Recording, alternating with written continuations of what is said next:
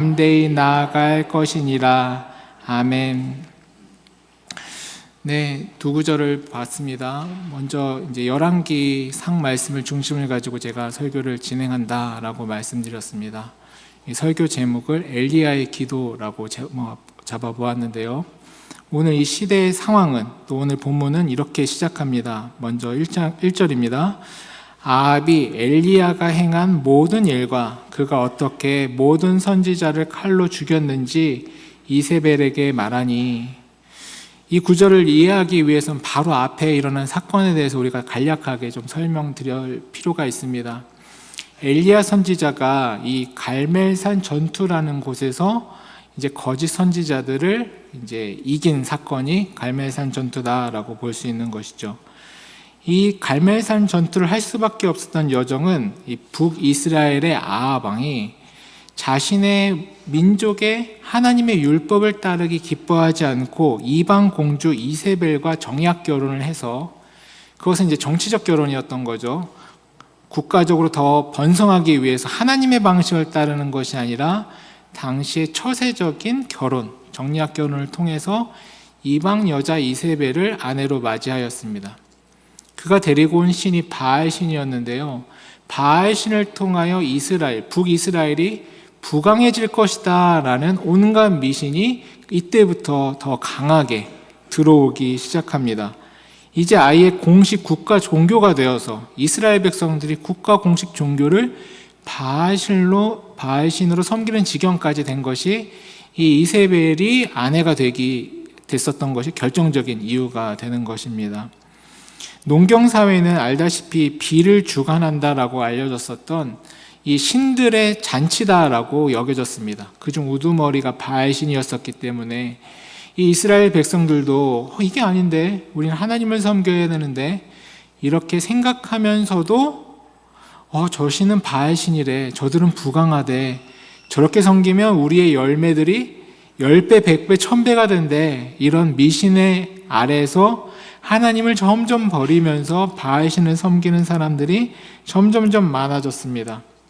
그냥 밥술이라도 좀 편히 뜨자, 밥이라도 잘 먹자, 이렇게 쉽게 생각했었던 작은 선택이 나라 전체에 퍼지게 되었고, 그건 엄청난 결과를 맞이하게 됐다라는 사실입니다. 이때 엘리야 선지자가 나서서 이 국가 예산을 동원해서 이 하나님을 업신여기고 바알신을 전하던, 하나님을 배격한 이 거짓 선지자 850명을 모아다가 이제 진짜 대결을 하기 시작하게 된 것입니다. 목숨을 건 전투였습니다. 그리고 우리가 알다시피 그 전투는 하나님의 완전한 승리로 끝이 났습니다.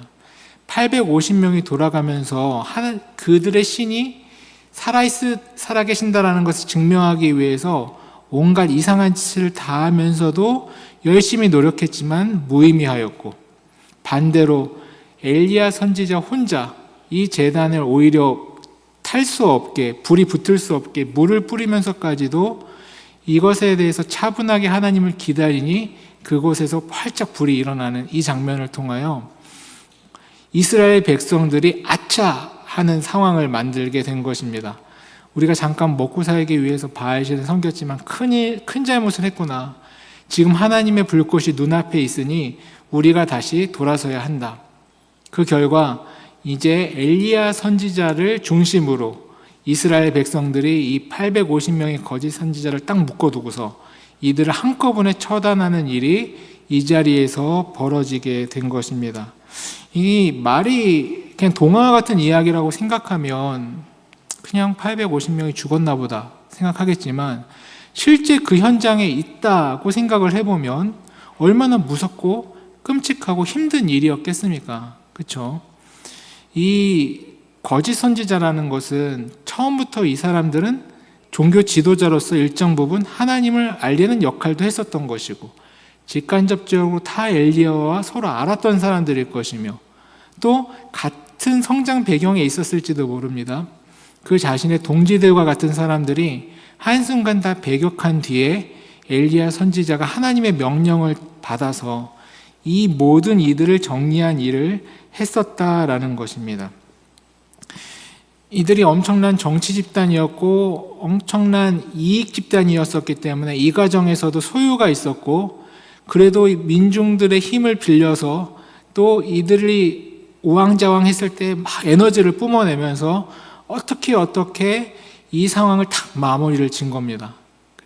이것이 영적이기도 하고 물리적이기도 한 방식으로 이스라엘 백성들의 종교 집단, 이 영적인 분위기를 싹 바꿔놓았다라는 것이죠. 이 회복을 위해서 온몸의 진액을 짜내면서 모든 에너지를 쏟아 부으면서 또 심리적으로 영적으로 엄청난 부담을 감당하면서 끝까지 그 자리를 처음부터 마지막까지 지켜내면서 이 일을 감당한 것입니다.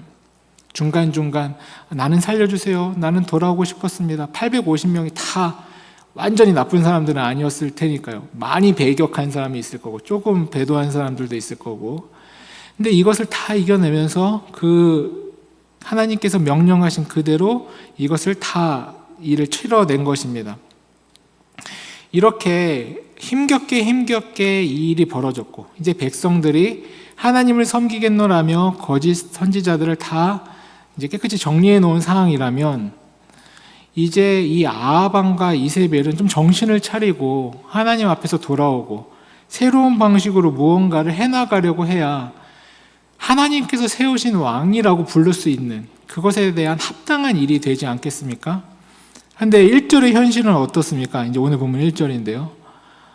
그냥 아하방이 별일 아니라는 듯, 그냥 마치 좀 재수 없어서 이런 일이 생겼다는 등 엘리야라는 사람이 한 명 나와서 이런저런 일이 벌어졌는데 기분이 좀 그랬어, 이런 정도의 수준으로 이 자신의 아내에게 이야기를 하고 있는 것입니다. 이 이세벨은 그 이야기를 들으면서, 이 여인이 또 보통 여인이 아니지 않습니까? 그래서 자신이 나서서 이 엘리야를 정리하겠다 이렇게 선언을 합니다. 그게 2절 부분입니다. 이세벨이 사신을 엘리야에게 보내어 이르되 내가 내일 이맘때에는 반드시 내 생명을 저 사람 중 한 사람의 생명과 같게 하리라. 그러니까 이제 엘리야가 정리한 850명의 생명처럼 너가 그렇게 했지? 나도 너한테 똑같이 할 거야. 이제 이 얘기를 하고 있는 거죠. 만약 그렇게 되지 않는다면, 내가 그렇게 하지 않는다면 신들이 내게 벌 위에 벌을 내림이 마땅하다, 이렇게 이야기하는 겁니다. 이세벨의 한마디는 그냥 평범한 한 사람의 말이 아닌 것이죠. 당시 가장 큰 강대국이었던 이 북이스라엘, 또 그 이세벨의 원래 나라의 모든 군대가 힘을 합쳐서 지금 이 엘리야 선지자 한 명을 내가 반드시 죽인다. 이 먼지 한 톨도 안 남게 감히 내가 하는 정책에, 내가 하는 일에, 내가 데리고 온 하나님을 배격하기 위해서 내가 세운 이 바알 신의 이 시스템을 엘리야 선지자 저 사람 한 명이 다 망가뜨려? 완전히 망가뜨리지 못했다 하더라도 넌 죽고, 그리고 이 일로 말미암아 다시는 하나님을 섬기는 사람들이 조금 더 일어나지 못하게 내가 만들 거야, 이렇게 이야기를 하고 있는 것입니다. 엘리야가 느꼈을 공포와 이 피로감을 한번 상상해 보면 굉장히 감당하기 힘들었을 것입니다. 지금까지 목숨을 걸고 진리를 외쳤고, 이제 끝까지 힘겹게 자신의 마지막 힘까지 다 짜서 그 일을 마무리 졌으면 엘리야의 머릿속의 그림은 이제 하나님께서 뒷일들은 책임져 주시고 자신은 조금 더 편하게, 또 이 나라가 조금 더 긍정적으로 바뀔 걸 기대하지 않았겠습니까? 근데 그게 웬일입니까? 분위기는 더 험악해지고 이세벨은 이제 더 강하게 철권 통치를 한다고 하고, 한순간에 하나님을 믿겠다는 무리들은 일어났지만 이제 엘리야를 이렇게 죽겠다라고 공포하는 이야기는 똑같은 이야기 아니겠습니까? 누구든지 엘리야 편 들기만 해봐, 누구든지 엘리야 쫓아간다고 하면서 하나님 이야기만 해봐, 내가 이렇게 똑같이 다 만들어 놓을 거야. 이거를 지금 국가 전체에 확 펼쳐 놓은 상황인 겁니다. 그래서 이 이야기를 듣자마자 엘리야 선지자가 어쩔 수 없이 또 엄청난 크게 낙심을 하면서 도망가기 시작을 하는 것이죠. 3절 4절입니다. 그가 이 형편을 보고 일어나 자기의 생명을 위해 도망하여 유다에 속한 브엘세바에 이르러 자기의 사환을 그곳에 머물게 하고 자기 자신은 광야로 들어가 하룻길쯤 가서 한 로뎀나무 아래에 앉아서 자기가 죽기를 원하여 이르되 여호와여 넉넉하오니 지금 내 생명을 거두시옵소서. 나는 내 조상들보다 낫지 못하니이다 하고, 이 이야기를 듣자마자 한순간에 이 엘리야 선지자는 유다의 최남단 브엘세바까지 내려갑니다. 우리가 그 할라에서 백두까지 이런 얘기처럼 단에서 브엘세바까지 이 얘기를 성경에서 많이 하지 않습니까? 그러니까 땅끝까지 한순간에 제주도까지 내려간 겁니다. 얼마나 깜짝 놀랐으면.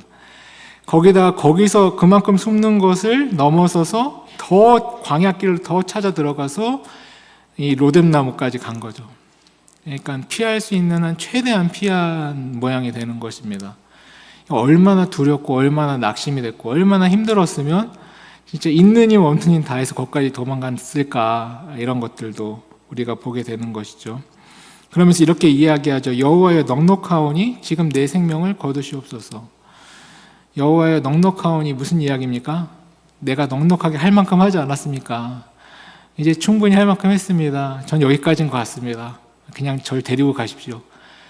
제가 처음 나섰을 때는 우리 신앙의 선배들보다, 조상들보다 제가 조금 더 나은 일을 할 수 있을 거다라고 생각하고 새로운 변화, 새로운 기대의 일들을 해보겠다라고 내가 힘을 내서 일어났지만 내 꼴을 보니 내가 내 조상들보다 조금 더 낫지 못합니다. 내 수준은 딱 여기까지고 나는 완전히 지쳤습니다. 제가 할 수 있는 것은 없습니다. 이것은 단순한 투정을 좀 넘어섭니다.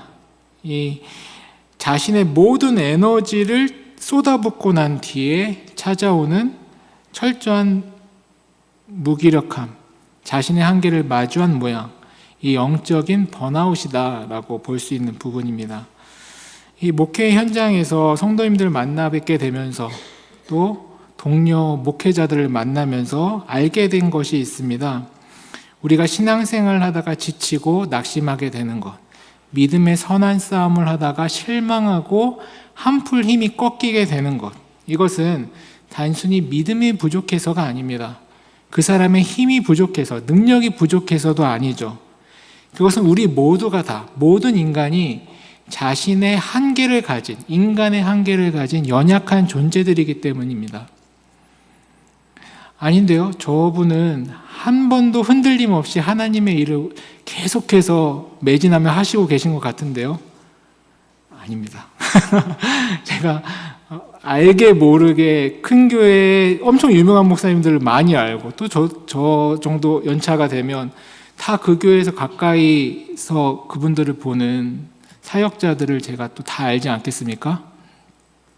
그분들 다 엄청 힘들어하고 계시고 인생에 있어서 커다란 굴곡들을 맞이하시고 또 공공연하게 선언하진 못하겠지만 난 오늘까지가 마지막이다. 난 오늘까지가 마지막이다. 난 더 이상 못한다. 이러면서 그냥 꾸역꾸역 가시고 계신 분들도 엄청 많다라는 것을 우리가 이제 알게 될 수밖에 없는 거죠. 제가 지금 목회자들을 예로 들었지만 세상에 철인과 같은 회장님들, 엄청난 성공의 스토리를 가지고 계신 분들도 다 그런 약점들과 한계, 연약함들을 가지고 있지 않습니까? 이것이 어쩔 수 없는 우리의 인간의 한계다, 연약함이다라는 것입니다. 다 표현을 못할 뿐이고 다 티를 내지 못했을 뿐인 것이지, 우리는 하나님 안에서 모두가 다 연약한 존재들이며 우리는 어느 순간순간마다 큰 위기와 낙심을 맞이하게 된다라는 것이죠. 오늘 이 자리에서도 제가 육체적인 문제 또 영적인 문제를 놓고서 함께 기도한다, 이것에 대해서 회복을 위해서, 강건함을 위해서 기도한다, 기도 제목을 가지고 왔지만 인생의 문제에 있어서도 그렇지 않습니까? 내가 평생 건강할 줄 알았고 나의 젊음이 평생 유지될 줄 알았는데 어느 순간을 딱 맞이하게 되면 우리의 삶에서 에너지가 확 줄어드는 것 같은 경험을 하게 됩니다. 또 병원에 가게 될 일이 생기고 큰 병을 얻게 된다고 했을 때 그것을 극복해 뒤에도 엄청난 에너지와 엄청난 힘이 드는 건 사실이고, 또 그 과정 속에서도 내가 얼마나 대단한 줄 알았고 힘이 항상 넘치는 줄 알았는데 이 병이라는 것을 내가 보고 알고 경험하고 나니 정말 나는 연약한 존재구나. 나뿐만 아니라 모든 인간은 정말 연약한 존재구나라는 것을 우리는 뼈아프게 경험할 수밖에 없는 한계 속에 있습니다. 우리의 육체만 그렇습니까? 우리의 영혼도 마찬가지입니다. 그렇기 때문에 우리가 모인 교회도 마찬가지입니다. 사람이 많이 모이면 그 교회는 단단하고 건강하고 흔들림 없는 것처럼 보이시지 않습니까? 그렇지 않습니다. 모든 교회는 다 약합니다. 왜? 인간이 너무 약하기 때문입니다. 적게 모이면 적게 모인 대로 약하고 많이 모이면 많이 모인 대로 약합니다. 작은 교회 목사님은 작은 교회 목사님대로 약하고 큰 교회 목사님들은 큰 교회 목사님대로 약합니다. 작은 사업체는 작은 사업체대로 힘들고 큰 사업체는 큰 사업체대로 어려운 점들이 있다라는 것입니다. 그 순간, 그 어려운 순간 우리가 눈물 흘리는 것 자체가 문제가 아니라 우리가 이 연약함의 자리에서 무엇을 바라보는가, 무엇을 구하는가, 무엇으로부터 힘을 얻어가는가가 우리에게 너무 중요하다라는 것입니다. 인간은 연약하기 때문에 쓰러질 수밖에 없다. 한계를 맞이할 수밖에 없다. 모든 인간이 그러한데 하나님의 인간은, 하나님의 사람들은 하나님으로부터 힘을 얻는다. 그것이 너무나도 중요한 하나님의 사람과 그렇지 않은 사람의 차이다라고 말씀드릴 수 있는 것입니다. 이에 대해 5절을 이렇게 이야기합니다. 로뎀나무 아래에 누워서 자더니 엘리야가 천사가 그를 어루만지며 그에게 이르되 일어나서 먹으라 하는지라. 이렇게 지치고 힘들어 하나님 앞에 하나님께 구하며 하나님 이제 전 틀렸습니다. 데려가십시오. 이게 무슨 하나님을 구한 거냐 하겠지만 그 순간에도 그냥 스스로 꼬꾸라지는 것이 아니라 하나님께 울부짖고 있는 겁니다. 하나님 저 여기까지인가 봅니다. 기도하고 있는 것 아닙니까? 하나님 저를 데려가시던가 어떻게 하시던가 하십시오. 그 자리를 하나님 앞에 내려놓고 하나님을 구하며 나아가니 하나님께서 이 쓰러진 엘리야에게 다가오시며 말씀하십니다. 뭐라고 말씀하십니까? 너가 그래도 명색이 선지자인데 너가 믿음이 이것밖에 안 되냐? 너가 이게 전부냐? 이렇게 말씀하셨습니까? 아니지 않습니까? 이 사람을 율법의 잣대로 정죄하시거나 이 사람이 너 왜 이거밖에 못하냐 회초를 드시거나 내가 너 여기까지밖에 못 올 줄 알았다. 네 하는 모양을 보니까 넌 딱 여기까지다. 이렇게 말씀하시는 것이 아니라 그냥 묵묵히 옆에서 숯불에 구운 떡과 시원한 물 한 병을 준비해 두셨습니다. 왜냐하면 이제 6절에 이렇게 이야기를 하죠. 본즉 머리맡에. 아니 어느덧 이게 준비되어 있었던 거예요. 자신이 이걸 보고 뛰어온 것도 아닌데 하나님께서 미리 준비하고 계셨고 딱 맞이할 모양들을 보고 계셨고 이 엘리야 선지자에게 가장 필요한 것을 먹이려고 준비하고 계셨던 것이죠. 본즉 머리맡에 숯불에 구운 떡과 한 병 물이 있더라. 이에 먹고 마시고 다시 누웠더니. 저는 이 장면을 보면 요한복음 21장이 떠오릅니다. 예수님을 모른다라고 3번 부인하고 3번 부인한 베드로뿐만 아니라 주변 제자들도 다 예수님 부인하면서 모른다면서 다 도망가고 나니 배운 게 도둑질이라고 그나마 물고기 잡던 애들은 또 물고기 잡던 제자들끼리 모여서 다시 물고기 잡는 자리로 갔습니다. 근데 그 자리에 이미 예수님께서 계셨죠. 힘겹게 물고기를 잡고 또 그렇게 성과도 나지 않고 인생이 패배한 것 같은 그 자리로 돌아왔을 뿐인데 하나님을 부정하고 나니 현실이 오늘의 나의 일상이 다 무너진 것 같은 그 감정에 크게 낙심하고 있을 때 예수님께서 그들에게 떡과 생선을 구워주시면서 조반을 먹어라 이렇게 이야기를 하시는 모습을 우리는 알고 있지 않습니까? 우리 하나님께서는 우리 예수님께서는 우리의 육체적 한계와 깊은 상실감을 너무나도 잘 아시고 우리의 필요를 위해서 미리 숯불에 우리가 먹을 것들을 구워주고 계신 분이시다라고 성경은 이야기하고 있습니다. 7절을 보면 여호와의 천사가 또다시 와서 어루만져 줍니다. 7절입니다. 여호와의 천사가 또다시 와서 어루만져며 이르되 일어나 먹으라. 내가 내 갈 길을 다 가지 못할까 하노라 하는지라. 한 번 먹이고 재우고 2번 먹이고 재우고 아무 말씀 안 하시다가 이제 또다시 만나서 또다시 먹이시면서 내가 너를 걱정하고 있다. 너가 가야 될 길이 있고 넌 그 길을 가야 너가 행복할 것이고 너의 기쁨과 너의 삶의 의미가 아름답게 완성될 것인데 너는 나와 함께 이걸 먹으면서 반드시 그 길로 갈 거다. 내가 그 길로 못 갈까 걱정돼서 왔고 내가 먹였으니 그 힘으로 너는 갈 거다. 이렇게 이야기를 해주시고 계신 것입니다. 또다시 만지시는, 또다시 먹이시는, 계속해서 하나님의 은혜의 자리 속에서 우리가 계속 먹고 마셔야 된다라는 것을 보여주고 있는 것이죠. 하나님께서 엘리야에게 계속 먹이시는 이 장면은 1차적으로는 육의 양식을 먹이시는 장면이지만 2차적으로는 이제 육신의 회복이 되었다면 영혼의 회복이 될 수 있도록 계속 먹이시는 영의 양식을 함께 포함하고 있습니다. 우리에게 영의 양식은 무엇이겠습니까? 하나님의 말씀이 되는 것이죠. 이 기도의 자리가 되는 것이죠. 예배가 되는 것이고 하나님과 함께하는 이 믿음의 자리로 지속적으로 나온 이것이 너무나도 중요하다라는 것입니다. 저는 이런동교회 강당에서 선포하는 모든 말씀을 준비하는데 많은 애를 씁니다. 알아주시건 알아주지 아니하시건 제가 생각하는 어떠한 그 기준, 그 퀄리티, 이제 제가 우리 교회에서 설교를 많이 하기 시작하니까 주변에서 저에게 관심을 가지고 계셨던 목사님들, 성도님들이 또 우리 교회 홈페이지에 오셔서 막 보시지 않으셨겠습니까? 전화를 여러 통화 받았습니다. 또 제 동기 친구 목사님들 중에서는 이제 담임 목회 하시고 계신 분들이 있으니까 유 목사 그렇게 하면 너 못 버틴다. 왜냐하면 이제 그 정도 수준을 계속 하는 건 사실상 불가능하다. 이런 이야기를 하는 분들도 있으신 거죠. 근데 제 안에서 결심을 하는 부분들이 있는 겁니다. 저의 1차적 목표, 1차적 관심, 1차적 에너지를 쏟아야 될 것은 말씀 준비다. 내가 이 수준을 유지하는 것, 이 정도의 퀄리티와 소위 말해 이 정도의 영양분을 담고 있는 맛있는 음식을 내가 이렇게 차리겠다라고 결심한 것을 절대로 후퇴하지 않겠다.